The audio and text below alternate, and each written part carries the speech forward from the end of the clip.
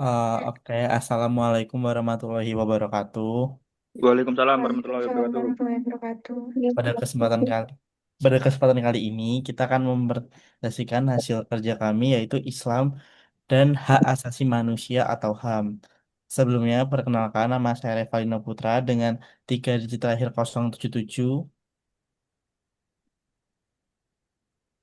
Saya Afifah Waida Kansa dengan 3 digit ini terakhir 140. Saya Ade Ayu Karika Vita dengan NIM 3 digit terakhir 132. Saya Zahra Nandina dengan 3 digit terakhir 032. Saya Akbar Al-Fatah dengan nomor digit terakhir 142. Saya Altaf Nizar Agus Sukma dengan 363 di terakhir 046. Oke, karena udah kita next ke pembahasan kita. Kali ini kita akan bahas tentang definisi atau latar belakang HAM, perbedaan konsep HAM dan hukum Islam, pengaturan HAM dalam sumber hukum Islam, perlindungan HAM dalam Islam, dan kesimpulan. Oke, pertama, definisi dan latar belakang HAM.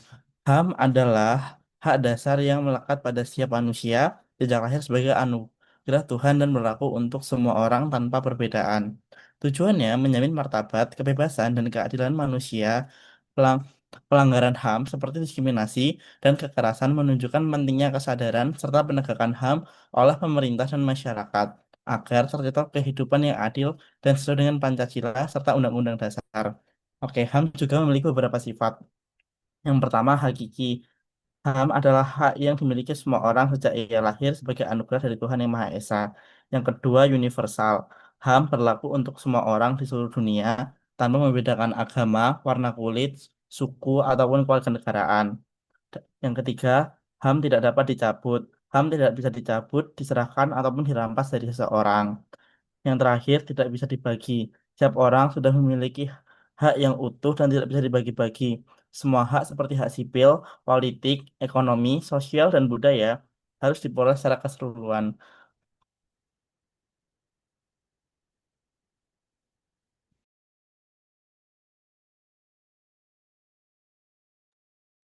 Perbedaan konsep HAM. HAM itu terbagi menjadi dua, ada HAM Barat dan HAM dalam Islam. Kalau HAM dalam Barat itu berdasarkan rasionalisme dan humanisme sekuler, yaitu hasil pemikiran manusia tanpa campur tangan agama. Kalau di HAM dalam Islam bersumber dari wahyu Allah atau Al-Quran dan Sunnah sebagai hak yang diberikan langsung oleh Allah kepada manusia. Dari Barat, hak muncul karena manusia memiliki kedaulatan dan kebebasan pribadi. Hak muncul karena manusia adalah makhluk ciptaan Allah dengan kewajiban kepadanya.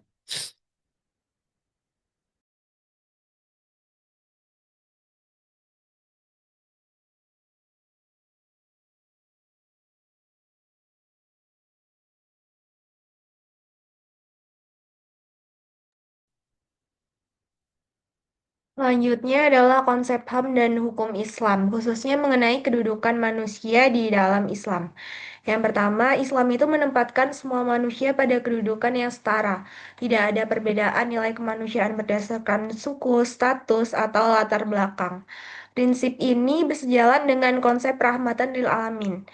Perbedaan yang ada dalam Islam itu bukan berdasarkan identitas saja, melainkan berdasarkan kualitas iman dan ketakwaan dari seseorang.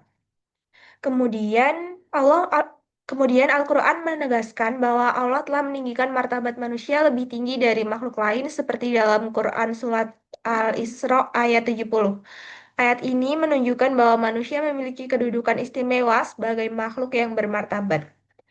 Selanjutnya, Islam menjelaskan bahwa Allah memberikan 3 karomah atau 3 bentuk kemuliaan kepada manusia, yaitu yang pertama adalah karomah fardiyah, yaitu kemuliaan individu. Yang kedua adalah karomah istimaiyah, yaitu kemuliaan kolektif dalam kehidupan bermasyarakat. Dan yang ketiga adalah karomah siyasiyah, yaitu kemuliaan politik berupa hak berpartisipasi dan memperoleh keadilan. Yang terakhir, dalam aspek hukum Islam, itu syariah Islam menjadi dasar untuk mengatur hak dan kewajiban manusia. Syariah dijadikan acuan dalam Deklarasi Islam Universal tentang HAM karena memuat nilai-nilai keadilan, persamaan, dan perlindungan terhadap martabat manusia.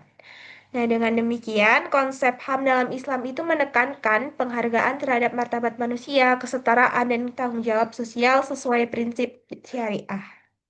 Next. Selanjutnya, pengaturan HAM dalam sumber hukum Islam itu ada dua, HAM dalam Al-Quran dan HAM dalam As-Sunnah atau hadis Nabi. Nah, yang HAM dalam Al-Quran itu ada hak untuk hidup.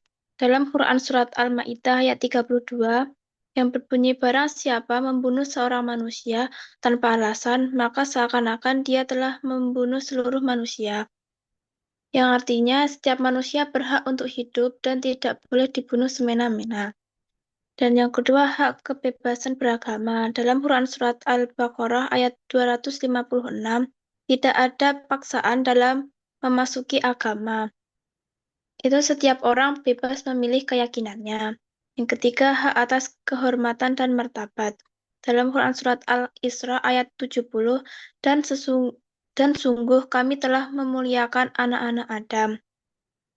Semua manusia sama derajatnya di hadapan Allah. Selanjutnya, hak mendapatkan keadilan. Dalam Quran Surat An-Nahl ayat 90, sesungguhnya Allah menyuruh kamu berlaku adil dan berbuat kebijakan. Yang artinya, Islam menegaskan bahwa keadilan adalah dasar dalam kehidupan manusia. Dan yang terakhir, hak atas harta benda. Dalam Quran Surat Al-Baqarah ayat 188, dan janganlah kamu memakan harta sesamamu dengan cara yang batil. Itu setiap orang berhak memiliki dan menjaga hartanya. Next. Dan selanjutnya HAM dalam As-Sunnah atau hadis Nabi. Itu ada hak hidup. Dalam hadis riwayat Tirmizi, hancurnya dunia lebih ringan di sisi Allah daripada terbunuhnya seorang mukmin tanpa alasan. Ini menunjukkan bahwa nyawa manusia sangat berharga dan harus dijaga.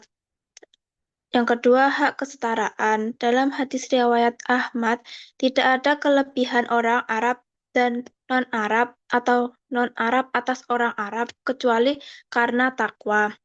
Semua manusia sama, yang membedakan hanya ketakwaannya kepada Allah. Yang ketiga, hak perempuan dan anak-anak.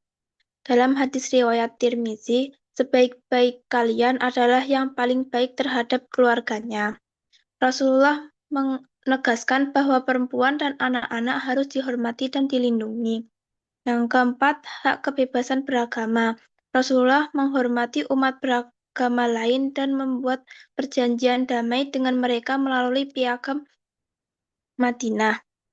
Dalam piagam itu, semua penduduk Madinah, Muslim maupun non-Muslim, diberi kebebasan beragama dan perlindungan hukum. Dan yang terakhir, hak atas harta benda.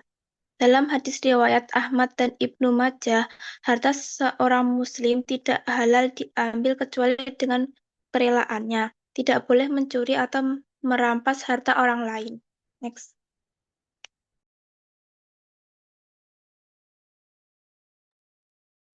Baik, selanjutnya ada perlindungan HAM dalam Islam. Konsep utama perlindungan HAM dalam Islam itu diringkas dalam prinsip maqasid al-syariah, yaitu tujuan-tujuan dan syariat yang bertujuan untuk utamanya untuk menjaga 5 kebutuhan pokok manusia atau yang disebut dengan daruriyat al-khams, agama atau yang disebut dengan din, jiwa atau hidup yang disebut dengan nafs, dan akal yang disebut dengan akal, dan keturunan atau kehormatan yang disebut dengan nasl, dan harta yang disebut dengan mal. Perlindungan jiwa mencakup hak untuk hidup dan keamanan pribadi.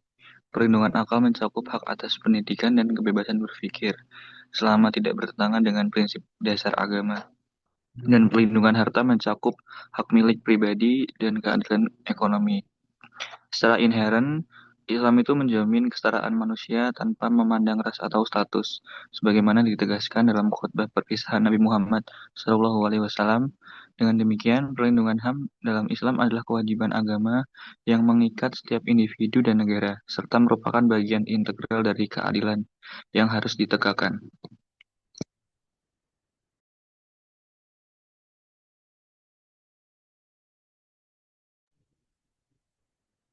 Oke, yaitu sekarang kesimpulan. Jadi, Islam itu memandang hak asasi manusia sebagai bagian yang tidak terpisahkan dari ajaran agama. Islam menegaskan bahwa setiap manusia memiliki derajat yang sama di hadapan Allah, tanpa memandang suku, ras, atau status sosial. Satu-satunya pembeda hanyalah tingkat ketakwaan. Al-Quran dan hadis mengatur hak hidup, kebebasan beragama, keadilan, kehormatan, dan kepemilikan harta. Islam sebagai agama rahmatan lil alamin telah mengatur dan menjunjung tinggi hak asasi manusia jauh sebelum konsep hak asasi manusia modern berkembang di dunia barat.